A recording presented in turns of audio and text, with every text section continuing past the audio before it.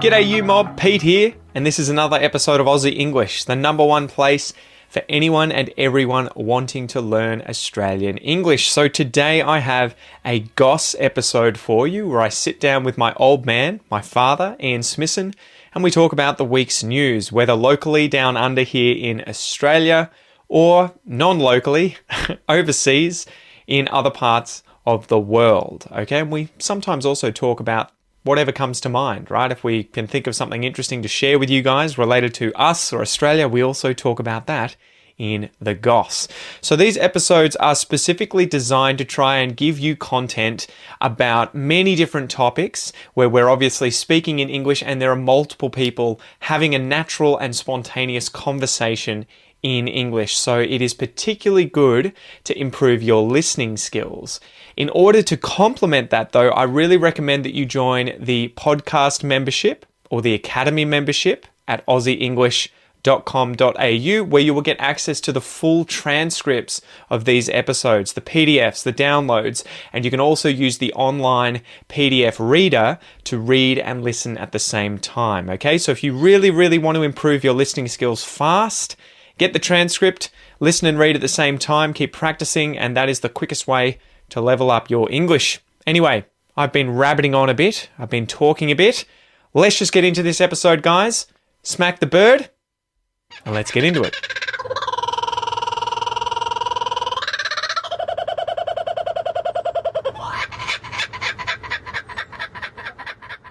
How the fuck are you old bastard? Piss off. Get fucked, you crunt. Yeah. Good old Rodney Rude. He was a comedian, guys. So anyway, you've obviously, hopefully worked out that we're taking the piss. We're swearing deliberately. And we're swearing deliberately, yeah. So I thought we could do an episode of Australian swearing. We could talk a bit about what it is, how it differs from other places, and also when and when not to. So, yeah, I guess what would you consider swearing? Because it is a very subjective kind of thing, right?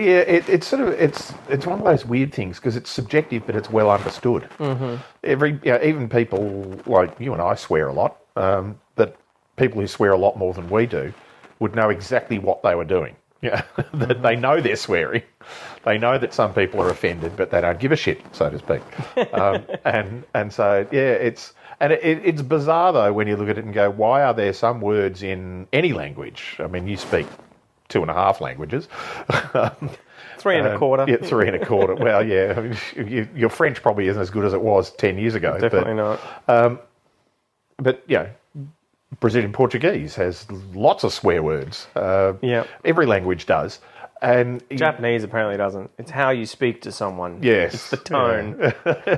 But how those words, which often came from, and certainly in English, they came from Old English or medieval English, and they were, my understanding is a lot of them were used in, working class, labouring class people, and upper class people decided that they didn't want to use those words. They were just, looked down upon. And then they just became forbidden. You didn't use them. And so they became what we now call swear words. Well, and it's interesting. I was reading that book. I can't remember what it was called, Holy Shit or something, the history of swearing. Sorry, I can't give a shout out. There's a female author, but it was a really good book because it went through effectively swearing in the last 2,000 years from sort of the Roman time through to present and how it's changed. And in Roman times, it was interesting that apparently swearing was much more related to class and like what your role was sexually in interaction. So homosexuality wasn't really a thing in ancient Rome. Like you could have relationships with men, and it wasn't seen as a really a negative thing, obviously depending on the situation, but it was more about whether or not you were sort of receiving the cock, right? Like to be quite blunt. Who was on top. If you were the giver, you were the one who was doing the penetrating, you were the masculine person involved in that interaction, so you were fine, but the person who was in the feminine kind of role was seen as, degraded, and, so they had a lot of swear words related to effectively stuff like cocksucker, Yeah. right? Like if you called someone a cocksucker, in Australian English, we don't really use that. It's sort of American. Yeah. And I guess it would be referring to... It's weird. I had never thought about it until recently, but I didn't realize it was a homophobic slur. Yeah. I honestly didn't realize that because I thought you don't have to be a man to suck someone's cock. No. Typically, In fact, people... I suspect that most of the cocksucking that gets done in the world exactly. is not by men. And so I only saw that recently where I think a footballer in Australia had used it and got done for a homosexual coach. vilification. And I was like, what? Oh, okay, yeah, that totally makes sense, I guess, if you're using it on a man. But anyway, so in Roman times, apparently there was some... I can't remember the exact word, but there was a word they used for someone who effectively received the penis, and that was seen as the most offensive thing that you could say to someone. Whereas today, if you were to say that, call someone a cocksucker, it's almost like a light way of calling someone a fuckhead, right? Yeah. Like to just an idiot. I wouldn't have even thought of it as a homophobic slur. It's a just reference to somebody being a lesser person. Yeah, you're just a dickhead, you're a fuckhead, you're a cocksucker, you're a moron, you're a motherfucker, but it's funny how I think cocksucker and motherfucker are very American. Very American. We would not typically use them unless kind of being like trying to pretend to be American as a joke kind of, motherfucker. Hey, yeah. Mofo.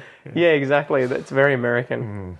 So yeah, it started in apparently Roman times, sort of like that, around power and masculine and feminine roles.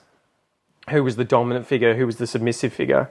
And they had swearing related to that. And then in the Middle Ages, it was much more around religion, and that's where all that bloody oath, Jesus Christ, for God's sake, damn you, damn your eyes, go to hell. Those sorts of things became really offensive, and the stuff that we use today wasn't. Saying, shit and fuck and piss and, cock and cunt and all those sorts of words, stuff related to excrement and going to the toilet and nudity, wasn't rude because it was something that everyone experienced all the time. Exactly. Like, you typically lived in the Middle Ages in a single room house. And those were the words that were being used by labouring class people. To describe things, upper class people who didn't want to have anything to do with it. Yes. The Queen doesn't shit. So.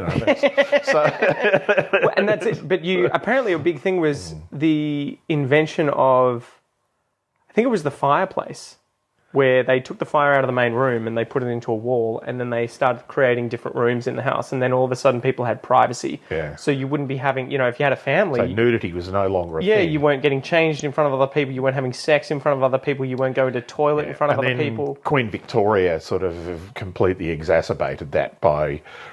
being so prudish, and it became a thing amongst certainly the middle class and the upper class. Who'd want to replicate that. Wanting to replicate that. So nudity just went out the window. You didn't talk about sex. You didn't. It was very taboo. Clothing went from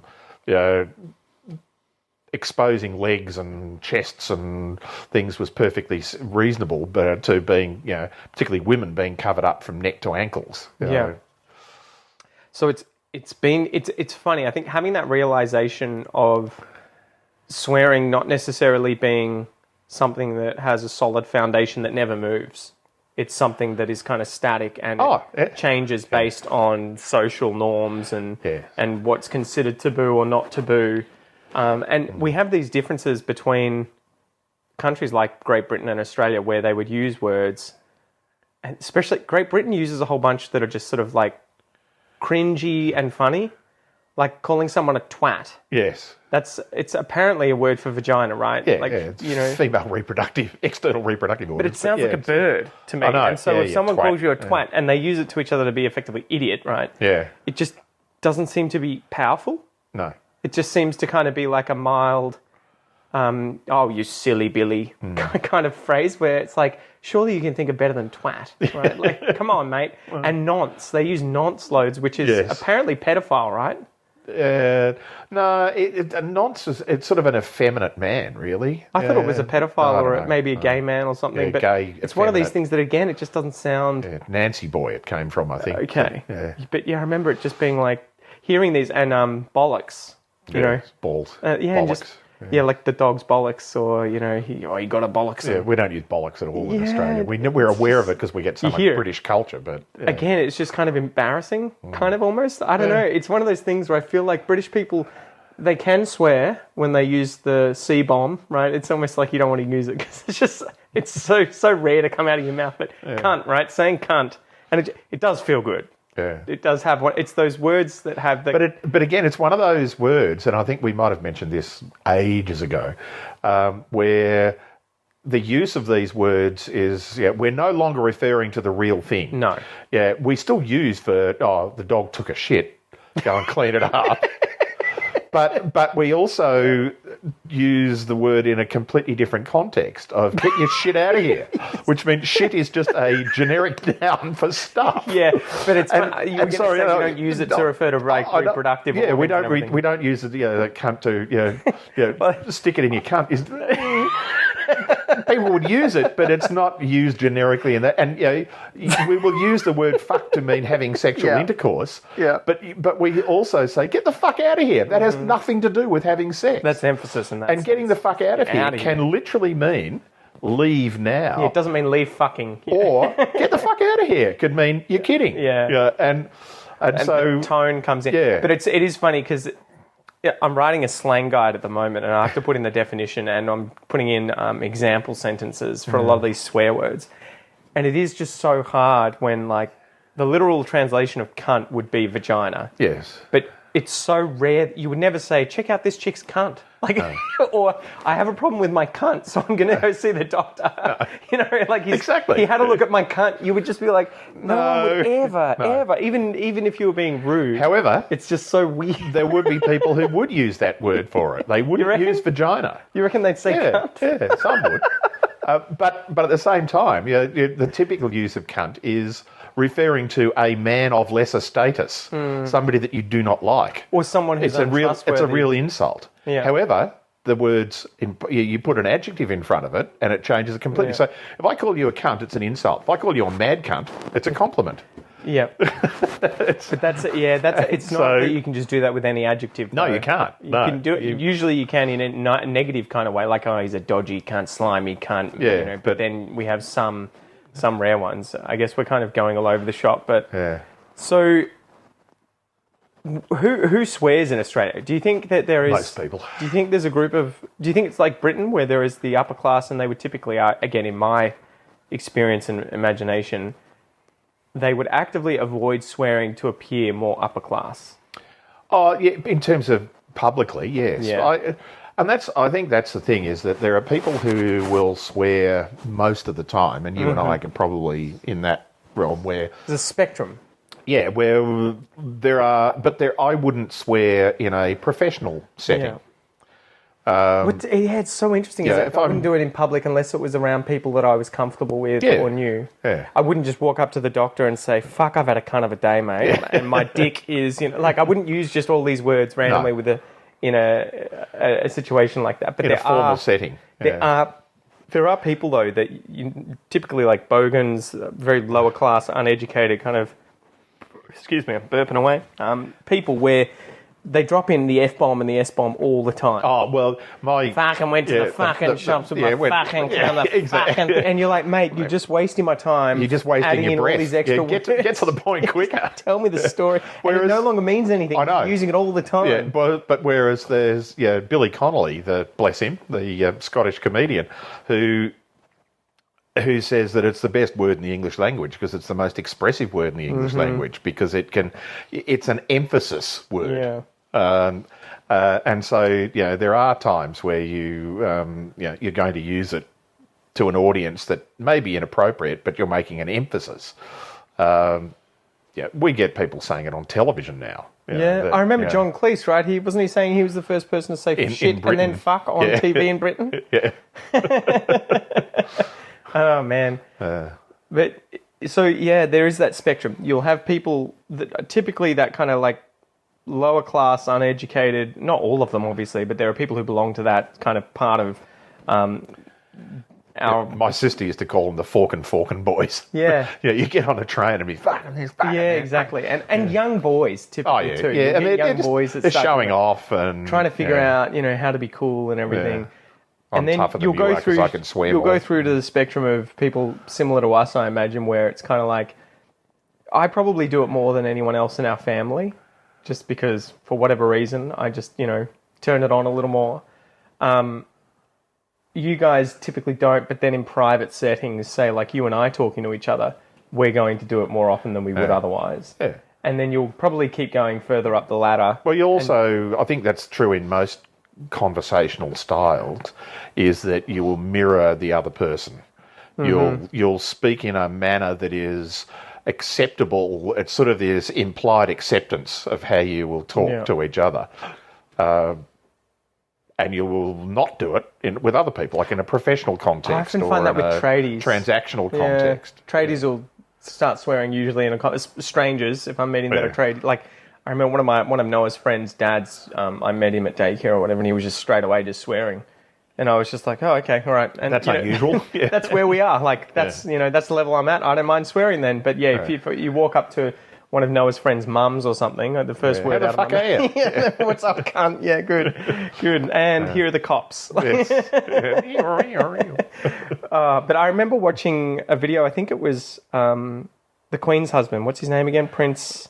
Well, the ex-Queen's ex-husband. Well, yeah, the Yes, Queen's. yeah. They're both Prince deceased. Philip. Prince Philip. They're sitting down taking a photo. This blew my mind. I remember they're sitting down taking a family photo and they're faffing around, taking piss farting around. And he's getting pretty fed up, and he just says, looks at the camera and just says, "Take the fucking picture." And I remember like, oh my God, even the Queen's husband swears. And it probably carries He was in the Navy. Even more weight when it's someone like the Queen's husband is swearing. The Duke of Edinburgh. Yeah. It must be such a weird thing when you do have those kind of power differential. Like, if you wonder what it would have been like if you'd been in that inner circle. If you hear the king swearing, do you match him, or do you just duck let it? that one ride? You're like, no, I'm not going to start dropping F-bombs. Yeah, exactly. And that, there is a power position thing too that you probably You don't forget do it, yourself. You forget exactly. I can do it. You can't. Yes. There's mirroring and there's mirroring here. Don't forget yourself. Yeah. So, look, I think it is. It's one of those things where it's just judging where it's appropriate and when it isn't. You're only going to get it wrong once. Yeah. Well, and this is one of those things. When I was learning Portuguese, I kind of mucked around a lot with swear words to begin with Kel, because I wanted to gauge them and get a sense of where they sat in intensity. Because I think a big problem, and I've had this with students before, where they'll tell me someone swore at them, and then when you dig into it a bit more, you just hear, they were just swearing. They were just swearing, but they weren't actually vilifying you or saying anything awful like about you. They were just talking to you and being like one of those kind of like fucking thing fucking sucks and fucking, but they weren't having a go at you. And so I think there's multiple reasons why it's important to understand swearing, whether or not you decide to use it. It's obviously that you want to be able to really understand situations when someone is having a go at you, and when someone's just trying to be informal with you because it's a way of relating or trying to be friendly. Because again, if a tradie comes up to me and starts swearing, or is chatting to me and swears, my first reaction is, he's relaxed around me. Yes, he's not treating me like I'm some sort of upper class fuckwit. He's just treating me like he would someone that was on the job site working with him. So it can be a good sign that you're accepted, but it can also be that people are getting, sort of racially vilified or treated awfully, and you need to be able to distinguish. You've got to be able to distinguish, and that you can't do that by analysing the words. Yeah, it's all the contextual. Presence absence. Yeah, it's all exactly. Contextual, and certainly, I mean, I spoke a little bit of French when I was at school, learned French at school, and first things you learn, other than what you're supposed to, are the swear words. And French swear words are really the same as English swear words. They're, they're exactly the same contextually. But when I remember talking to you and Kel about Brazilian Portuguese, and you cannot translate them. Well, they're not easily translated. But the translation in English either doesn't make any sense at all, or you go, that's actually not offensive. But in Portuguese, it's extremely offensive. So you can't just go, I know what that word means, unless you know the context and you understand how its usage is related to particular socioeconomic groups or countries, like you talk about England and Australia, we understand each other and we can translate, but there are words that we use that they don't, and and reverse. Well, I think I'm watching at the moment Shogun. Yeah. I don't know if you've heard of that series. Yeah, This is the newly redone one, and it's really good. But I always find Japanese culture so interesting because it's just so different. It's very formal and literal. But when they translate, obviously the show's done. It's an interesting kind of setup where the protagonist is like an English pirate who's washed up in Japan. Like the ship has sort of just been adrift and smashed in a storm, and they wash up in Japan. And this is like, I think it's the 15 or 1600s where Portugal has access to Japan for trade, and they have their Catholic priests and everything there sort of proselytizing and trying to convert Japan to Christianity. But there's no English. The English haven't found the place. They know of it, but they have never found it. So anyway, the show's interesting because it's kind of like done as if the English guy speaks really good Portuguese, but he's speaking English to us, the watchers, the viewers, the whole time. But he's interacting with like one of the priest's students who's learnt Portuguese, that's a Japanese highborn kind of person. And so they're speaking in English the whole time on the TV show, but they're actually speaking Portuguese to one another. Yes. But then they're interacting with the Japanese people, and on the show, the Japanese people are actually speaking Japanese to one another. And so it's so interesting watching how they translate on the TV show the Japanese to English, because you'll get the subtitles for it. Yeah. And the Japanese to Portuguese, which is actually English, and then they have a conversation and everything. Yeah. And so, because there's swearing sometimes and there's informalities and everything, but it's so hard for that to carry across from Japanese. Like, they have different, I think it's verb forms that you would use on people who are above you versus below you societally, right? Like class and caste and all that was way more important there than it is in Australia.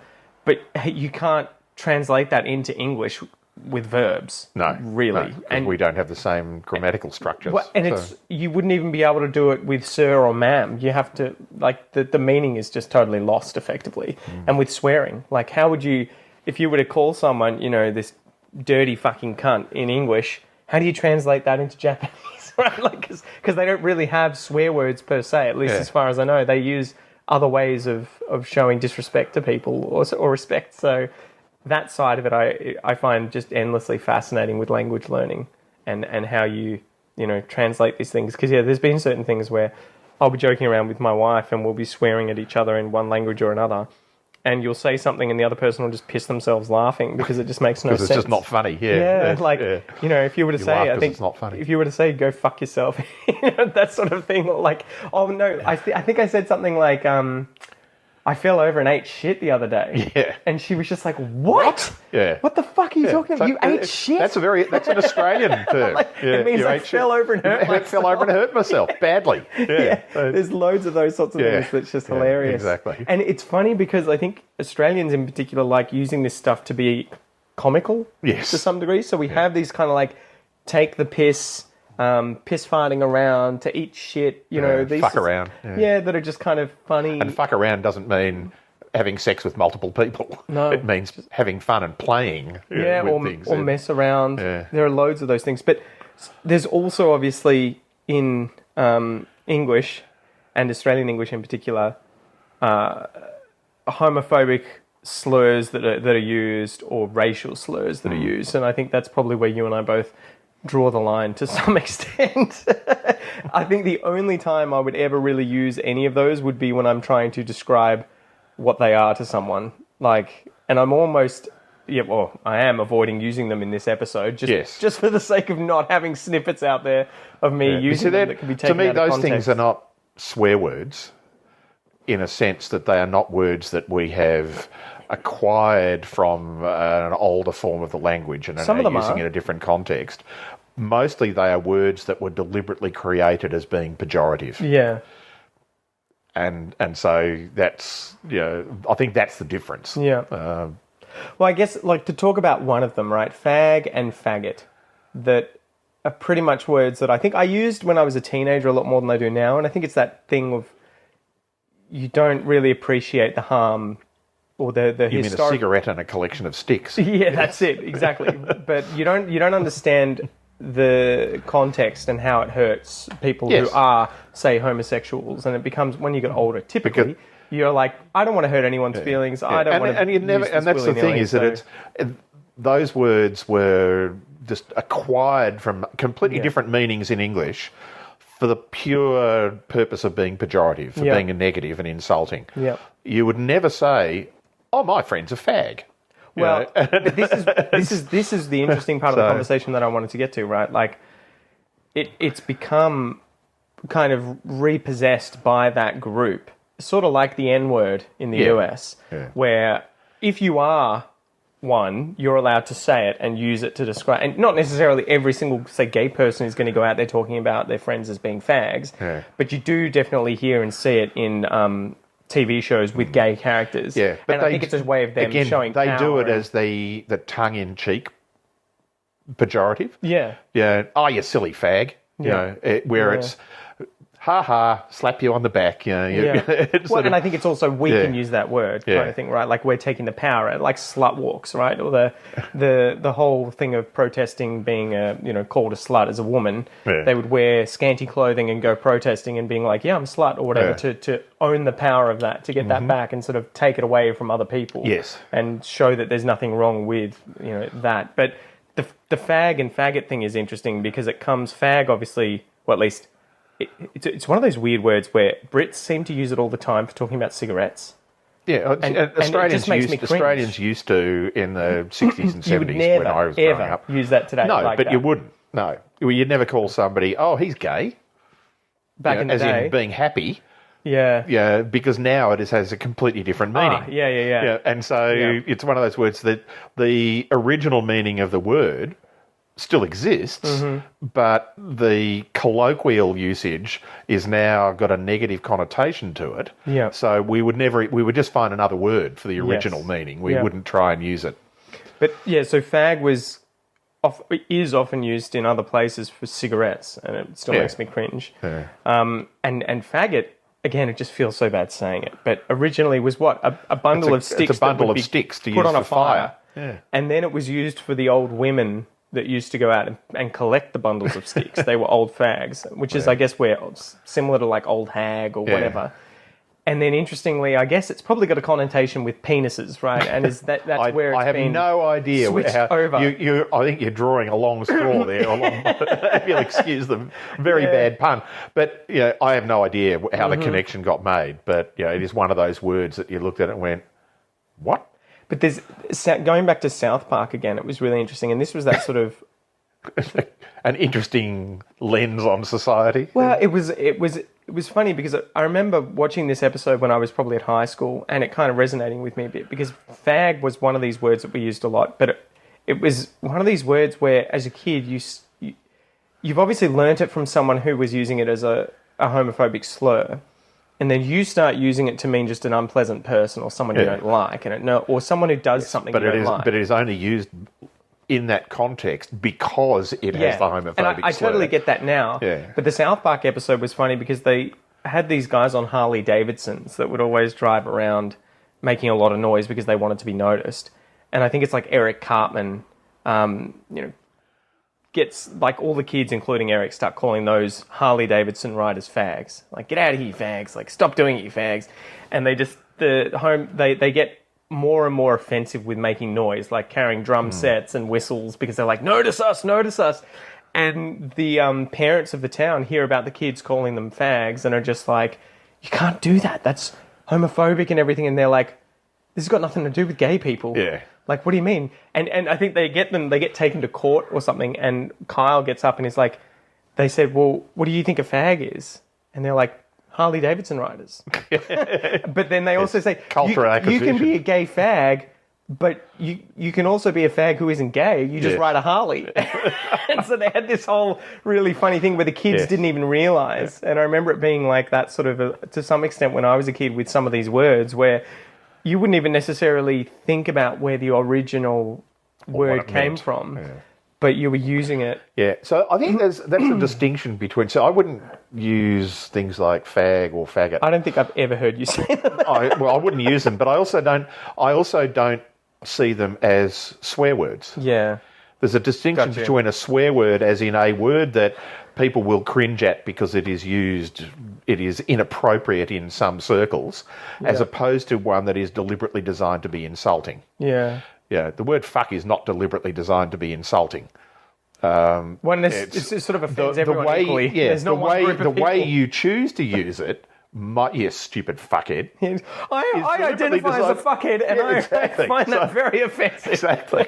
So you're choosing to use it in context to be offensive, but the word itself isn't. Whereas that cultural acquisition of a word that is a homophobic slur to just be insulting to somebody still has the homophobic slur as part of it. So Yeah. So it's a difference between a swear word and an insult. So Yeah. It is just endlessly fascinating, that sort of thing. But gay was another one that we used as kids to mean something that was just silly or stupid. Oh, don't do that, man. That's so gay. But again, but culturally acquired from gay meaning homosexual. You grow up, and at least my personal journey was that you sort of get to that point of realising whether or not you mean it, it can be taken the wrong way. And if you have friends who are gay and they hear you saying that all the time, it has the potential to be something that can be upsetting to them, and so you just sort of stop doing it. But it is funny, you'll still hear kids, like younger kids, using that kind of language, but it's very rare for you to kind of hear people my age or older using, I don't know, I just find that sort of, the use of swearing and how it changes through different classes of people, different age groups, probably different genders too, I would imagine. And different generations. Males swear more than females. And not just age groups, as in, like, I would use words now. I'm the same generation that I've always been. I was born in 1957. I'm, the end of the baby boomers. But I use words now that I wouldn't have used in the 1970s. Yeah. And not because it was, oh no, you don't say that word. Which just wasn't common. It just wasn't commonly used. Yeah. And I can't even think of anything off the top of my Well, head. there'd be loads of words like that. So that's that generational things words, just come through. And look, swearing has just become more acceptable generally. Swearing in public is still against the law in Victoria. Yeah. If somebody gets offended by it, being offended is not against the law, but if somebody is offended by you swearing and reports it to the police can charge you with offensive behaviour, swearing. And you go, really? Just make sure you only swear in front of one person, so it's hearsay, and not two people. So they got no witness. Really? Are you fucking serious? Pretty much. And so there's an element of that too, that you look at it now and go, is it generically so acceptable? If you can watch a primetime television show, and not a show with actors on because they're playing a part, but just somebody being interviewed or a reality TV show or whatever, and swearing is perfectly acceptable to put in there. Yeah. Why is swearing still against the law? Yeah. Like why doesn't somebody ring up and go, "Excuse me, on Channel 7 last night, somebody said the word fuck. I'm offended by the use of that term. Can you please sue Channel 7 or get Channel 7 taken off the air until they stop using that language?" Which technically, by the law, you could be doing. No, it would get thrown out of court immediately because it's just stupid. But you go, all right, why is it still against the law? And that comes into this whole thing, and we're sort of getting into the, right down to a tangent, but that we now, we're technically, the word offended is not in the laws, but the word vilified is. And I see there's a distinct difference between those two, but the law doesn't. And that's the challenge, is that if I insult somebody, not because I'm choosing to be insulting, but they choose to be insulted based on the language I use.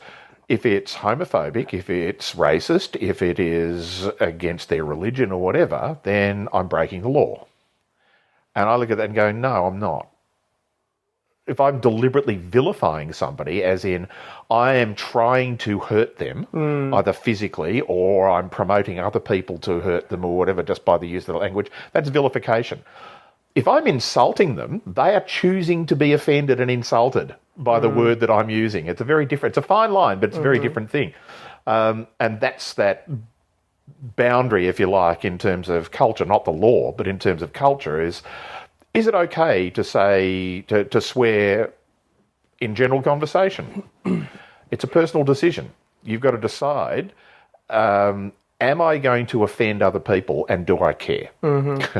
If other people are offended, is that their problem or my problem? Well, and that's it, right? It's kind of like if society is going to work you out one way or another. Yes. You're going to get the results of what you sort of reap, right? You're going to reap what you sow. But society is made up of multiple layers. There'll be a whole series of people who won't be offended by you using that word, and a bunch of people who will.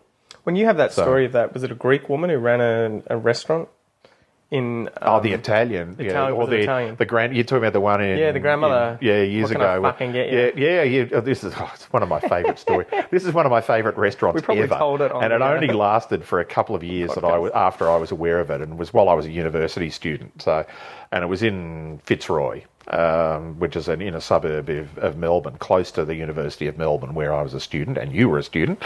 And a couple of my friends found this place and said, "You've got to go here. It's this great little Italian restaurant. The food's great. It's really cheap. Good food, cheap when you're a university student. Give me more of that."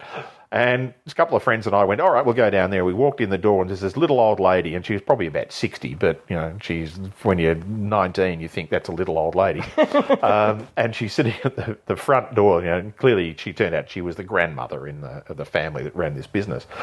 And you'd open the door and she'd go, "What the fuck do you want?" We just want something to eat. Is this a restaurant? Yeah, sit over there. Sit where you fucking like. Go over there. Get your own bloody plates and things. And she didn't know she was swearing because she just learned to speak English from her grandchildren. Who spoke like that. Who spoke like that. So she was greeting people at the door. But it turned out that people would go there to be deliberately sworn at. It was, "Hey, you've got to go here. The old lady's going to swear Sounds at you." Sounds like a Seinfeld skit, right? Yeah, exactly. So... it was hysterical. The food was fantastic, but it was one of those places where you go, there's no menu. It's what's on it? It's spaghetti and meatballs tonight. The fuck you want. And spaghetti and meatballs tonight. And they just bring this big bowl out, plonk it on the table, and none of the chairs were matching, none of the cutlery or crockery was matching. It was just a fantastic place. But yeah, what the fuck do you want when you walk in the door? And I think she meant, what would you like? It'd be even more disconcerting and strange if she was smiling at you and everything else. Like, exactly. How the fuck can I help you? How can I help you? Where the fuck would you like to sit? Exactly. Which is pretty much what she was doing. The last thing to touch on, I guess, is racial sort of swear words or insults. Do you typically... Are they common? Like, it's one of those things where I feel like most people know, but they don't ever use them. I won't say you, because I can't tell what you hear. I very rarely hear people using racially offensive words now. In comparison with what I was like when I was a child. Yeah. In any way. Really? Yeah. So when you were a child, it was everywhere, was it? Yeah, and I won't use some of the words. Because, yeah, that's it. And that's what you have to say, you fucking cunt, but I won't call somebody the A word or the N word. Or, but that was really common. Really? Yeah. Because I think that would be even such a common weird... and I will use them just as a context. You would have somebody interviewed on television. It was very rare to interview somebody on television in the 60s and the 70s because it was really just in general. The news was a newsreader would sit in front of a TV camera and read the news. But every now and then you'd get a video from somebody. The bloody abos around here. And you would never say that now. Well, not even. This is in the 1970s. Not would you not say it, even if but it would never go to air. It would never go to air unless somehow it was. Whereas the same person person now being interviewed in there, you go, "Oh, these fucking people, they wouldn't." That would go to air. Mm-hmm. And so that's where we've moved from. That using swear words now is acceptable to go onto live television. Yeah. And even in newsprint now, they will print the whole word. Yeah, typically now, rather than even 5 years ago, it would just be the you first would see letter. the F asterisk asterisk asterisk. Yeah. And you go, well, we know what the word is. Just put it in there. For God's sake. Whereas those sort of racially offensive terms are just never going to be used now, and you don't hear them. I don't know what you. Yeah, I think you would. It would depend, right? If you're into African American culture and watch TV shows with pretty much any of those, kind of like lower. I'm talking about in Australia. Yeah, if you're wandering around the streets in Australia. No, No, typically not. And it would be, as a result, it's funny, I think if someone were to use that kind of language, it punches home even more. You're just like, whoa, massive taboo, dude. Yeah. Look, and even no. and as a good example of that, if you're talking about homophobic slurs and racial slurs, popular sport like AFL football, NRL rugby league. You go to the AFL football now. 20 years ago and more, there would be homophobic slurs and racial slurs going all the time. Whilst people are playing, people in the crowd. Oh, really? Okay. And players on the ground, but mostly people in the crowd. At other supporters or at the players on the ground and so on. That still happens today. It's very rare, but when it does happen, it's almost deal. like 1,000 people will point and go, "He said it! He said it! Police, come and get them now!" And they're tossed from the crowd, often banned, and right? Banned. And if it's said against a player, it's pulled out. And so it's not that those things are just sort of let ride now. No. They're now being called out publicly, which is a good thing. I have no problem with swearing, but I don't think vilifying somebody else based on It is funny how there's something those, over which they have no control, but their even sexuality or their race or even anything if you else. would use those words not vilifying anyone, I think the average person, just because typically they're only used for that, you would just be like, well, dude, it's the fag, isn't it? Yeah, you're not don't. gonna, No. just don't. And it's funny, like with fag, I feel uncomfortable when gay people use it. You just be like, just don't, man. Just don't. Because I feel like someone's watching. I'm going to get caught on film. It'll be like that thing of the gay person sitting across from you saying, just say it, man. Just say it once. Yeah. Like, And you do, and then the cops are instantly there. You're like, come with me, sir. And you'd be like, you did this on purpose, you son of a bitch. You stupid fag. Fucking, I know. It was so funny. I saw Norm Macdonald, is it him? The comedian? Is it Norm Macdonald? He was talking with... Gary McDonald. No, it's Norm something. I've forgotten. And he was talking with Mike Tyson, right? The boxer. Norman Gunston. No. Oh. But this comedian who's passed away was talking with Mike Tyson, and he was getting Mike Tyson to read something out, and it apparently had the N-word in it. And he was just like, I just want to hear you say it. And then afterwards, Mike's like, you say it. And then he's like, fucking say it. Say it. What are you going to say, you pussy? And he was like throwing his fists around, and Norm's just like, holy shit. And he's like, I feel like I'm going to die. And it's so funny because you just see him suddenly like just freeze because he's like, am I going to have to say the N-word on TV or Mike Tyson's going to kill me? And Mike Tyson kept switching out of like deadpan, like aggressively telling him, say it, and then just laughing. And then saying, no, but say it. Like, you just like talk about a rock and a hard place. I know, yeah. Anyway, this has been a long episode. It has. Yeah. I guess probably not the place to end it with Mike Tyson. No, but it was one of those things I wanted to talk about it because I often get asked, how do you swear in English? When should you swear? When you should be worried about being sworn at? And I remember from learning foreign languages, even when you get to a really high level in that language, quite often you're not necessarily apt, talented at swearing or understanding it because it may not be something you use. Yeah, and I think and it's not just swearing, it's use of local vernacular. You're better off not doing it. Yes. You're never going to be looked down on if you don't swear. If in doubt, go without. Yeah, it's the opposite of condoms. Yes, exactly. Yeah. If it's not on, it's not on. Yeah, exactly. Exactly. So you're never going to be looked down on if you don't use it. But if you do use it, understand the context in which you're doing it. And that's not just swearing, that's just use of vernacular. Yeah. If you're going to start to copy people, understand what they're doing. There's nothing wrong with trying it out, but there's also nothing wrong with asking people. Yes. Well, and if you hear it in conversation, you go, is it okay for me to say that? But that's a good way of practicing using it too, where you can, in a kind of, calm situation that isn't aggressive, you can use these words without the fear of offending anyone, right? Like if you had friends that you speak to in English quite often or who are native speakers, obviously in an environment where it's effectively a private conversation, you could ask them questions like, how would you use this word? I heard this the other day. Someone said this to me. Am I worried about this? Yeah. You know, Is it okay for me to say that? yeah, and I would be doing that all the time. When I first was with my, wife Kel, and I was learning Portuguese and trying to get better. I wanted to use the words, because I often heard people swearing, and I wanted to use them, but I wanted to use them correctly, and I didn't want to sound like an idiot, and I didn't want to needlessly offend people either. We've talked about it before with like calling someone black. It's easy enough to deliberately offend people. Yeah, you don't have to do it. But I didn't want to get it wrong, and so quite often I would end up having these long kind of conversations, and they were quite entertaining because quite often they were.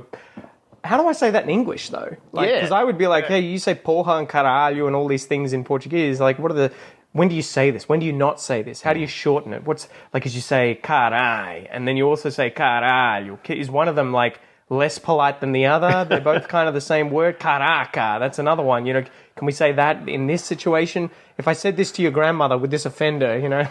That's a good test. And then they would often be like, hey, I've never thought about it. How do I do this in English? Like if I was chatting to so-and-so, can I just say the equivalent of carai? Or like, do you have one? And quite often, you're just there going, I don't think we do. I think you just, you just wouldn't, just don't. Yeah. Anyway, hopefully it's been an eye-opening convo. And convoluted though it may have been. Yeah, well, hopefully it's been entertaining, but also hopefully you haven't been too offended by the fact that we've used, a significantly higher proportion of swear words than usual. Yes, not that we don't swear. Yeah, I hope you had a fucking good time, guys. Anyway, it was thanks. good shit, Pete. Yeah, that's it. Thanks for joining us. Bye. See ya.